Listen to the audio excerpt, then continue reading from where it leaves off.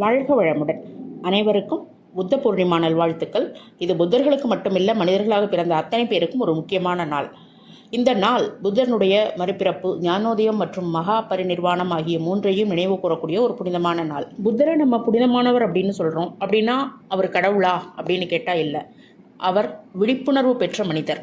இந்த விழிப்புணர்வு அவருக்கு எப்படி கிடைச்சிது அப்படின்னா, அவருக்குள்ளாக இருந்த அமைதியை அவர் உணர்ந்த போது தான் கிடைச்சிது. எந்த சூழ்நிலையும் உலகத்தோடு அவர் வாதாடவே இல்லை. ஞானத்தை நம்ம அதிசயம் அப்படின்னு சொல்ல முடியாது. கஷ்டங்கள் எல்லாத்துக்குமே ஆசை தான் காரணம், பற்றுதல் தான் காரணம் அப்படின்னு கண்டுபிடிச்சு அதில் அவர் விழிப்போடு இருந்தார். அவருக்கு பொருள், புகழ், அதிகாரம், குடும்பம் எல்லாமும் இருந்தும் ஏன் ஒரு நாள் நைட்டு அவர் அரண்மனையை விட்டு வெளியேறினார்? இத்தனை வசதி படைத்த அரண்மனையும் அவருக்கு தங்க சிறை போல தான் இருந்தது. அதனால அரண்மனை விட்டு வெளியேறணும்னு முடிவு பண்ணி ஒரு அமைதியான இரவுல உண்மையை நோக்கி பயணித்தார். இத்தனை வசதிகள் இருந்தும் அவருக்கு திருப்தி ஆகலை. ஏதோ ஒரு குறை மனசுக்குள்ளார இருந்துக்கிட்டே இருந்தது. ஸோ இந்த வசதிகள் எதுவுமே நமக்கு திருப்தியை கொடுக்காது அப்படின்னு அவர் முடிவெடுத்தார். இந்த முடிவுக்கு எது அடிப்படை காரணமாக இருந்துச்சு அப்படின்னா, அவர் அரண்மனைக்கு வெளியில் பார்த்த ஒரு 4 காட்சிகள். முதுமையான மனிதன், நோயுற்ற மனிதன், மரணம், ஒரு அமைதியான துறவி. இதை பார்த்த உடனே அவர் மனசுக்குள்ளார ஏதோ ஒரு போராட்டம் அவரை புரட்டி போட்டுருச்சு.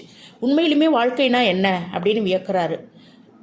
கஷ்டம் இல்லாமல் வாழ்க்கை இருக்காதா அப்படின்னு சிந்திக்க ஆரம்பிக்கிறார். இந்த சிந்தனையின் விளைவாக ஒரு நாள் இரவு சித்தார்த்தா எந்த அகம்பாவமும் இல்லாமல் அரண்மனை விட்டு வெளியேறாரு. ஒவ்வொருத்தரும் அவங்கவுங்க தான் அவங்கவுங்களுடைய பாதையை நடக்கணும், கண்டுபிடிக்கணும், வேற யாரும் உதவி செய்ய முடியாது அப்படின்னு அவருடைய தேடல் உண்மை, அறிவு, மௌனத்தை நோக்கி ஆரம்பித்தது. தொடர்ச்சியாக 6 வருஷ காலம் அவர் தியானத்திலேயே இருந்தார், உண்மையை கண்டுபிடிக்கிற வரைக்கும். இப்படி தொடர் தியானத்தில் ஈடுபட்டு இருக்கும் பொழுது ஒரு வைகாசி பௌர்ணமி இரவு சித்தார்த்தன் புத்தரானார்.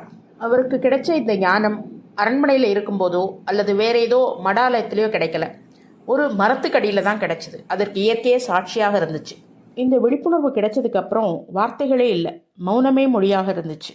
அதனால் அவர் எதையுமே ப்ரீச் பண்ணலை, ஜஸ்ட் பி, ஒரே ஸ்டில்னஸில் இருந்தார். இந்த மௌனத்தினுடைய ஆழ்ந்த அர்த்தம் என்ன அப்படின்னா, மாயையில் இருந்து விலகி உண்மையை நோக்கி நாம் பயணிக்கணும். அதுதான் உண்மையான விழிப்புணர்வு, அதுதான் ஞானம். ஆகவே இதெல்லாம் வச்சு என்ன புரிஞ்சுக்கணும் அப்படின்னா, நமக்குள்ள இன்பமாகட்டும் துன்பமாகட்டும் எல்லாமே நம்மளோட தான், நம்மளோட மனசால தான். அதனால தான் சொல்லியிருக்காரு, எதை ஒன்றை நினைக்கிறாயோ அதுவாக ஆவாய். ஆகவே இந்த புனிதமான நன்னாளில் புத்தனுடைய அமைதியையும் தெளிவையும் கருணையும் நினைவு கூர்ந்து நம்முடைய வாழ்க்கையில் ஒவ்வொரு கணமும் நடைமுறைப்படுத்தி, உண்மையான அரண்மனை வெளியில் இல்லை, நம்முடைய உள் அமைதியில் தான் இருக்குது அப்படின்னு புரிந்து கொண்டு புத்தனுடைய வழியில் நம்ம பயணிப்போம். ஆக புத்தர் வணங்க வேண்டிய உருவம் அல்ல, உணர வேண்டிய அமைதி. நன்றி.